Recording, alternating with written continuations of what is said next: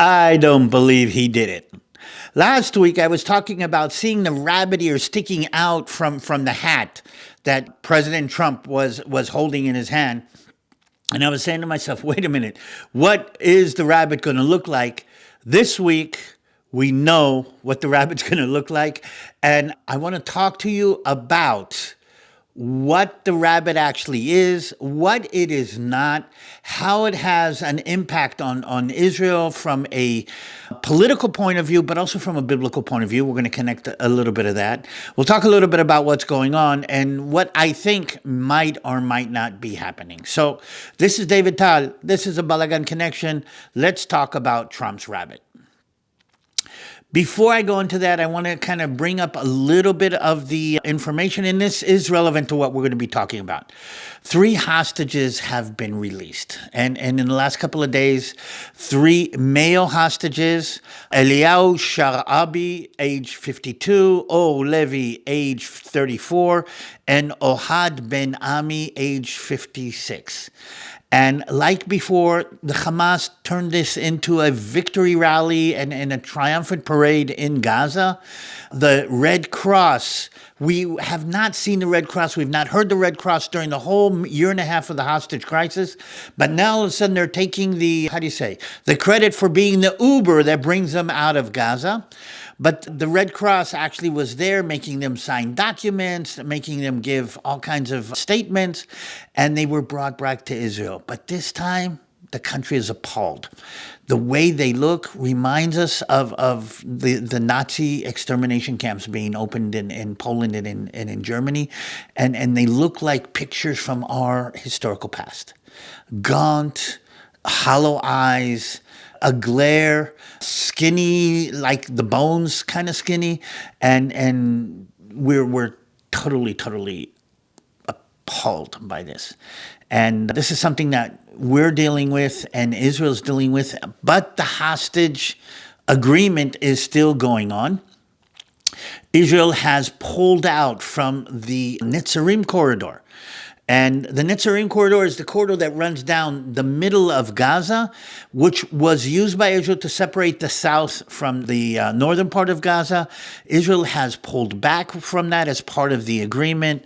We're moving away from other places. We're still holding on to the Philadelphia corridor, but we'll see how that kind of plays out. And there still are more hostages to be released in the first phase of the hostage release.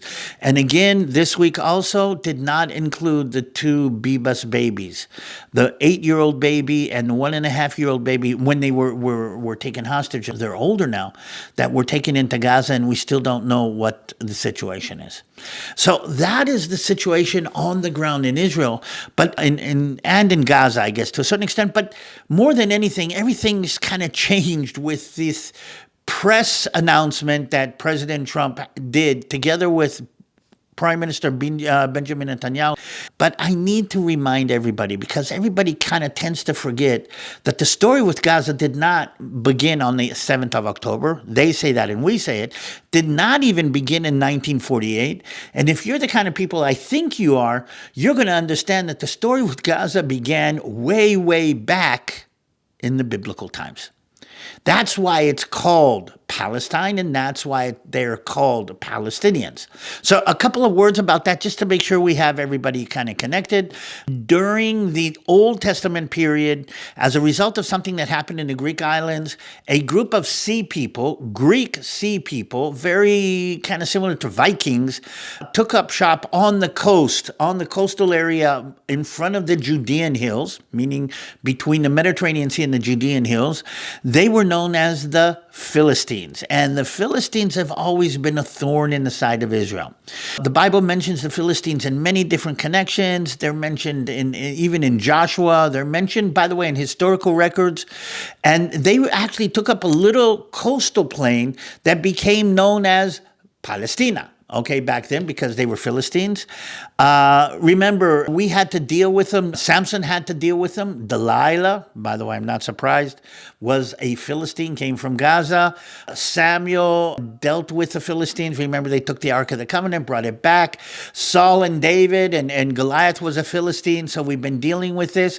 And even Hezekiah had to deal with the Philistines in biblical times. The Bible mentions Gaza and a couple of very interesting connections.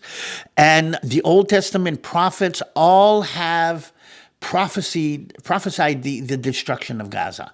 Jeremiah did it in Jeremiah 25, verses 17 to 20. Zephaniah, I think you say it in Hebrew, in chapter 2. Zechariah did it in chapter 9.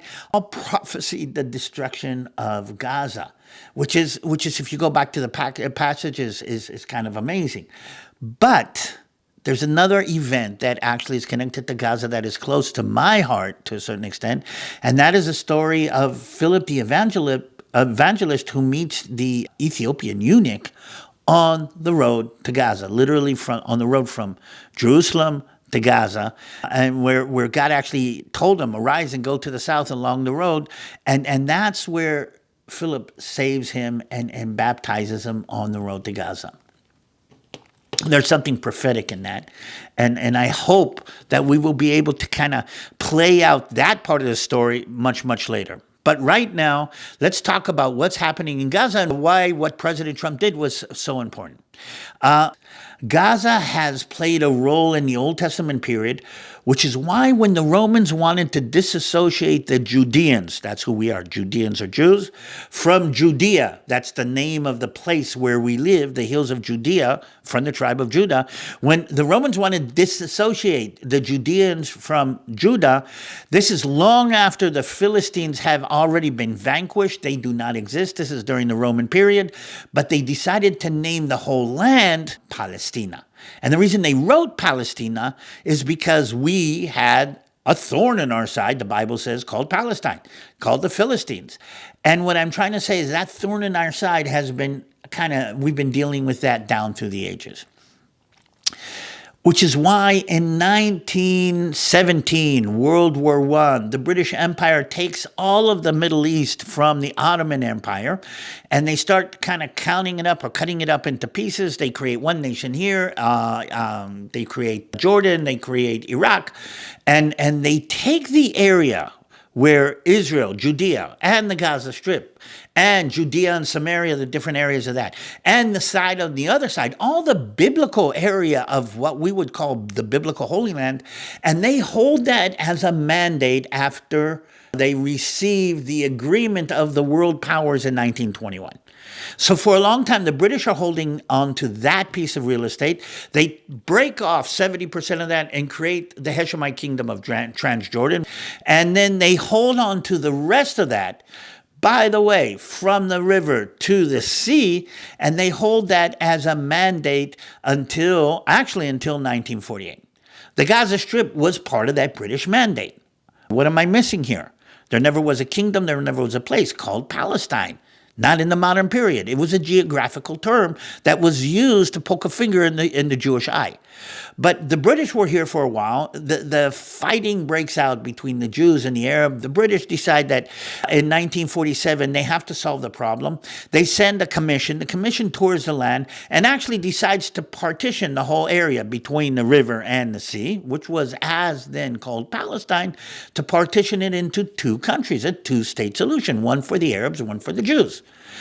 It didn't work out because the Jews said, thank you, but the Arabs didn't want, back then, the Palestinians or the rest of the Arab world or the rest of the Muslim world did not want a Palestinian state. What they did want is not to have a Jewish state in the middle of the Middle East. So they said no. That was the first no. And as a result of that, the war broke out between Israel and the 5 Arab nations who decided that they were going to push Israel into the sea. That's what we call the War of Independence. And at the end of that, okay, Israel is now a state based on the two-state solution that was offered by the United Nations and voted on by the United Nations. So that's how the Gaza Strip became what it was. It was part of the British mandate. And at the end of the war of 1947, what was called Palestine, or the British Mandate of Palestine, or what I would determine even now, let's use the term, from the river to the sea, was broken up into 3 main pieces. One piece becomes the state of Israel, based on the UN resolution that decided that we should have a state, and based on the fact that we managed to survive the war of the 5 Arab nations that attacked us. Another piece stayed in the hands of the Jordanians. The area of Judea and Samaria stayed in Jordanian hands and becomes part of the Hashemite kingdom of Transjordan. Today we call that the West Bank because Jordan is on the East Bank, and these were Jordanian holdings on the West Bank of the Jordan River, again, from the river to the sea. But a piece of it that had Gaza City in the middle of it, a little strip of land along the Mediterranean corner, was in the hands of the Egyptians at the end of the War of 1947. There never was a Palestine. There never was a Palestinian state. There never was a Palestinian country. It was Egyptian after the 1947 war. The Arabs see the 1947 war as a catastrophe. You've probably heard the word Nakba. The term Nakba doesn't have anything to do with the banishment or what we would call the refugee issue of Arabs leaving what became Israel in 1947 as a result of that war. The Nakba is the embarrassment, is the humiliation, is the tragedy in Arab minds of the existence of a Jewish state in the Middle East. That's where the term Nakba comes from. It doesn't mean the tragedy of the Palestinian refugees. That came on later. It means a tragedy of the great Arab nation giving in to the Jewish existence in the Middle East. So that's how the Gaza Strip was created. 1967, Israel goes to a war that we fought for 6 days, called the Six-Day War. We pushed the Jordanians across the River Jordan. Now from the river to the sea is in Israeli hands. And we pushed the Egyptians all the way across the Suez Canal. And the Gaza Strip is now in Israeli hands. And that's the situation for a long time. There's a lot of things, a lot of history that's going in. But to make the story interesting, in 2005, Israel decides enough. We don't want the Gaza Strip. We don't want to control them. We don't want that to be a prison. We don't want to have to decide how their lives are. And we handed the Gaza Strip over to the Palestinians. The Palestinians said, oh, thank you, we will now take the Gaza Strip. We will put a Palestinian government in place. And they actually had an election. And the Palestinian government was overthrown by a fundamentalist jihadi Islamic entity called the Hamas, which is basically a group of people or idea very similar to ISIS and very similar to Al-Qaeda that believes that Muslims are not ruling the world because they're not religious enough. They're not fundamental enough, and they have to return to their Islamic roots, to the law of the Quran, which is called the Sharia law, and to the power broker basic idea of a caliphate, an altogether Arab world that controls the Middle East and the rest of the world. And they did try to control the rest of the world. So that is how the Gaza Strip was created, and that is the situation. But the Hamas, instead of taking that piece of real estate and turning it into what we heard, the Riviera of the Middle East, the Singapore of the Near East, they decided to use it as a base to attack Israel. Again, I'm going back. They don't want to live in peace and prosperity. They don't want a nation. They don't want autonomy. What they want is not to have an Israel. So the Gaza Strip was used to attack Israel. First, they would cross the border. Then they would dig under the border. Then they would shoot rockets over the border. And we've been on this back and forth ever since 2006 or 2005. And that's the blow up, or that is the lead up to what happened now. Israel has tried again and again to reach an agreement, both with the Palestinians and even with the Hamas. There have been at least 7 different peace proposals where we said, let's create a 2-state solution. And it happened in 1947. It happened in 1967 after the war. After the Oslo Accords, we tried to, reach an agreement. President Clinton, let's bring in this recording where he tells about his negotiation and what he actually wanted to agree to and how he got very close to creating a Palestinian state. But again and again, no matter what was said, no matter what was negotiated, no matter what happened, in the end, the Palestinians said, no way. Again, the Palestinians are saying again and again, we don't want a Palestinian state. What we want is a non-Jewish entity. There be no Jews between the river and the sea. Side note, listen, when people yell from the river to the sea, Palestine will be free, that's a nice American, how do you say, watered down version of the actual chant. When Arabs chant it in Arabic, they don't say from the river to the sea, Palestine will be free. They say, min maya el maya Palestina Arabiya. Bia means Arab, not free, Arab, which means from the river to the sea, Palestine will be Arab. That is the core issue that we're dealing with. That's why Trump's proposal means so much.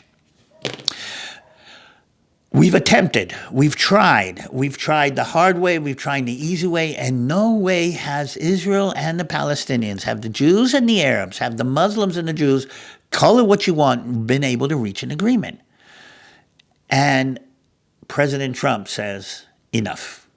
I'm going to turn all of this upside down. And just like he's doing with USAID, and just like he's doing with the colleges, and just like he's doing with the gender issues in men and women's sport, he's saying, I've had enough of this, I'm going to turn it upside down. And he did. He sat in front of the world together with Benjamin Netanyahu and said, we've tried to give him a state. We've tried to reach an agreement. It's not going to work. Let's do something completely different that nobody's even thought about and nobody's even dreamed about. And that is Trump's Gaza proposal. In a nutshell, what the proposal is coming to do is actually take the core issue of the Palestinians in Gaza thinking that they need to destroy Israel and move it out of Gaza. That's the core issue. Basically, the Arab world and the Palestinians and the people in Gaza basically say that what their job is, what their role is to destroy Israel. And what President Trump is saying, you're not going to be able to destroy Israel. We can't reach an agreement with you, so let's do something completely different. Let's move the people of Gaza out of Gaza. He's been thinking about this for a long time. And the Gaza issue, I think he's been thinking about it for a long time, but we haven't heard all the details of the proposal. What he has said is this: I'm a real estate agent. I'm the president of the most powerful nation in the world. We'll take Gaza. We'll fix it. We'll turn it into a Mediterranean paradise. But in order for us to do that, we need to move the people who are living there in the rubble out of the area. Basically, that's what he says. Where should we move them? Well, he says Egypt is an opportunity, Jordan is an option, other different nations. I've heard people talking about Albania, I've heard people talking about, but basically he's saying, let's turn this into a real estate bonanza. Let's turn this into, how do you say, Mar-a-Lago in the Mediterranean, as a lot of people like to say, and let's build prosperity, and the people will want to live good in Gaza. And again, we'll move the people out of there. That solves Israel's security problem. Gaza will not be a threat to Israel. The Hamas will not be a threat to Israel. The generation after generation of Palestinians raising their kids saying that we will destroy Israel and we will push Israel into the sea. That's sick. That is downright sick. That children at this age are being fed this kind of violence and this kind of hatred generation after generation. And what President Trump is saying, we need to disassociate that. We need to radicalize them in order for this to work out. But in between this is another issue. And I think part of Trump's idea is that we have to do enough of the appeasement. We've done enough of the appeasement. We cannot appease evil anymore. Evil has to be vanquished. Moving the Palestinians out of Gaza is going to be a triumph for Western civilization, is going to be a triumph for Israel, is going to be a huge defeat for the Muslim and the Arab people who have been such a major thorn in our sides for the last 50 years. And what I'm trying to say is people think that the problem is Israel. No, the problem is not Israel. The problem is Islam that thinks it's the best religion in the world. And what bin Laden was doing, he was not talking about Israel. And what the Taliban was doing, they were not talking about Israel. They were talking, what Iran is doing is not Israel. Israel's not the issue. It's America, Western values, Judeo-Christian values. And that's the battle that we're fighting. And President Trump is saying, I want to win this battle. I don't want to appease them. I don't want to pet their fur. I don't want to get them to settle down. I want to win. And this Gaza idea, if he does manage to pull it out, will be a major win for both the United States and for Israel.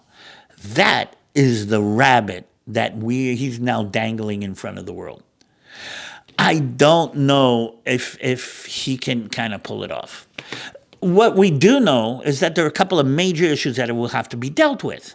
Investment, who's going to pay for all of this? I mean, Gaza has to be rebuilt. Forces, army, who's going to actually do it? I mean, do you force them out? Do you not force them out? And he will need the cooperation of the different Arab states around in order for this to happen. Now, the Arab states have a problem with this, and we'll go into this in a moment. Hamas has said no. I mean, this goes against everything that they were willing to live for and to die for. This goes against everything that they're trying to do. And from their point of view, this is a non-starter. So that's basically the idea. I want to go a little bit into the different points of view as we go along. Israel has said, wow, wonderful. We dreamt about this. We thought about it. Our right-wing government would say it and then we'd put them down. Nobody ever thought that this was a possibility. And I think the quote that I've heard, it's simple. This can help solve the whole problem in Gaza. I think it was Israel Katz who expressed support for the proposal. I welcome President Trump's bold plan. Gaza residents should be allowed the freedom to live and to emigrate. By the way, just like anybody else has emigrated anywhere else. I mean, how many refugees have moved from the fighting in Syria into both Turkey, Jordan, and the rest of Europe? They should be allowed to emigrate, as is the norm around the world. And he has directed the Israeli military to prepare a plan for facilitating this emigration of Gazans out of Gaza. Our right wing is all excited about it. But Bezalel Smotrich said, yes, now we can start completely eliminating the idea of a two-state solution. Our left, on the other hand, is saying, no, we cannot do this. This is ethnic cleansing. So you get that whole dynamic. The Palestinian Authority, which has the de facto representative of the Palestinian people, have said no, this is not something that we're willing to do. The Abrahamic Accords, everybody from Egypt, Jordan, and Saudi Arabia has said no. Now, I want to go a couple of minutes into why they're saying no, why the Arab world has a problem with this. The main reason is this, and to understand the Arab mindset. Islam believes it should rule the world. Fundamentalist Islam believes that the reason that we're not ruling the world, the reason why the Muslim nations all over the Middle East are the most failed nations is because we're not religious enough. We tried to be westernized. We tried to do democracy. That didn't work. We even tried military dictatorships. I mean, look at Saddam Hussein, look at Gaddafi, look at Bashar al-Assad, look at even Sisi in Egypt. And that is a power structure inside these nations. And Islam is saying, the whole Muslim world is saying, we're not Muslim enough, we're not fundamental enough, and that's why Allah, God, has not given us the ability to overcome our enemies. That's why it's a shame that Israel exists. Because in their eyes, the Jews are the nothing of the nothing of the nothing people. I mean, number-wise, we're nothing. According to their tradition, we are people of the book, but we should be subdued to the Muslim world. We are the people who have been stepped on and persecuted down through ages. And in Muslim mind and in a honor and pride kind of society, that's the worst thing that you can be, is weak. And the Jews have been weak down through the ages. How can this weak people stand up to the Muslim, stand up to the Arab world? That is the major issue. And all of the Muslims in the world, Meaning even Sisi, who is the president of Egypt, might see Israel or an agreement with Israel as something positive. The people in Egypt, the vast majority of the people in Egypt, see the existence of Israel as an affront to Islam. The vast majority of the people in Jordan, even though we have a peace agreement with the Jordanians, see the existence of Israel as a sign of weakness for the Muslim world. The vast majority of the Muslims around the world, even if their governments are willing to be more pragmatic and get into all kinds of agreements, see the agreements with the West as a weakness and as an affront to the dominance of the Arab and the Muslim world. And the Arab countries have a problem with this whole dynamic of moving the Arabs out of Gaza because the people that they actually are governing might rise up against them for this affront to Islam. That's why the Egyptians are worried. That's why the Jordanians are worried. That's why everybody's worried, because this could be the rallying point that the Muslim world is trying to bring together in order to push off the more moderate Muslim governments that are now actually in position in the Middle East. And I think President Trump knows that and understands the problem.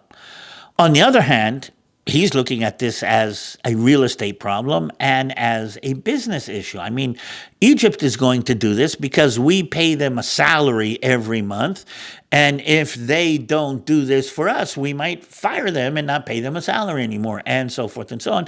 And you get this Trump tariff dynamic and power dynamic going on. And that is the situation right now. I need you to understand the core issue is not the Muslim or the Palestinian state. The core issue is the existence of Israel, which goes back to the biblical verses that we talked about way, way back in the beginning. How this is going to play out, I'm not sure. What's going to happen, I'm not sure.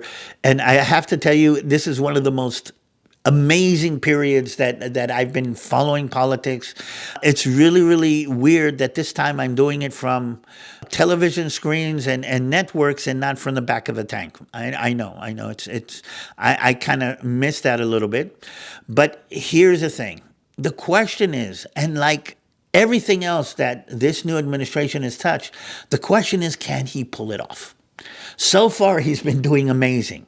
But can he pull this rabbit out of his completely out of the hat? Can he sell this to the different Arab nations around us? And if he does, what is going to be the element that makes them agree to something that they want, at least the leadership wants, but their people don't want? How can he actually, round off this square? How can this come together? And I'm seeing elements of this with Panama. I'm seeing elements of this with Greenland. And we're seeing elements with this all over the place. This is another aspect of this new Trump dynasty that is coming together right now. And I'm going to tell you truthfully, as an Israeli, as an American, and as somebody who understands a little bit of the politics, I'm not sure how this is going to happen. I do know this, though. If he does pull it off, there's going to be peace in the Middle East. And if that happens, that lines up with biblical prophecy, that lines up with events that are connected to end times. Isn't that amazing? This is the Balagan Connection. I think we made a connection with a lot of different Balagans. I want to add a couple of things. A month from now, we're going to be heading to Israel, and I will be posting things about what's going on in Israel and showing things. So if you want to connect to that, add on comments to anything that you want to kind of connect, or there are places you want me to be, or issues or things you want me to touch while out there. I'm going to be carrying a camera. Christy's going to be carrying a camera. My son-in-law, Justin's going to be with us. He's going to be carrying a camera. So this is going to be an amazing time. We're going to be there almost for a month and help us kind of know what you're interested in connection to that. Another thing that we're going to be connecting to is Gijón Springs. Gijón Springs has been supporting Israel, supporting different ministries in Israel, supporting the IDF. One of the reasons that me and Christy are there is to find new ministries to support, find new directions that we can support what we accumulate from Gijón Springs. People donate and people help out and finding the needs of the people in Israel. And we're going to be looking specifically for something I think is important. When Gijón Springs comes to an Israeli and said, listen, this is our drone. This is our support for your ministry. This is our helping you with the rent. This is our helping you buy food. We do this, and the Israelis ask us, why are we doing this? The key word that makes me shiver every time I think about it is Jesus. We say we're doing this because we love Jesus. Now, again, for an Israeli, that's weird because the people who love Jesus hate us. Look at what's going on all over the world. Look what's happened over the Western world. Look where the persecution's been coming from down through the history. And when we say we're doing this because we love you, because we love Jesus, that opens a door that is amazing. And it turns out that Gijón Springs has been opening these kinds of doors now with the support and with this just basically coming in the name of Jesus, I think is what I think is critical. So if you want to be a part of that, check out the link. There's a link to GijónSprings.com, and you can kind of be a part of that. If you want to support me and Christy, again, remember, I'm a tour guide with no tourist, and this is what I've been doing. So if you want to support what we're doing here and help us with this, that would be an amazing help. And if you just want to be a part of this, I love your comments. Me and Christy go over your comments, and we love this. And I just want you to pray for everything that's going to happen now. This is an amazing time. We're waiting to see what's going to happen. This is DaviD TaL. This is the Balagan Connection. Hope to see you soon.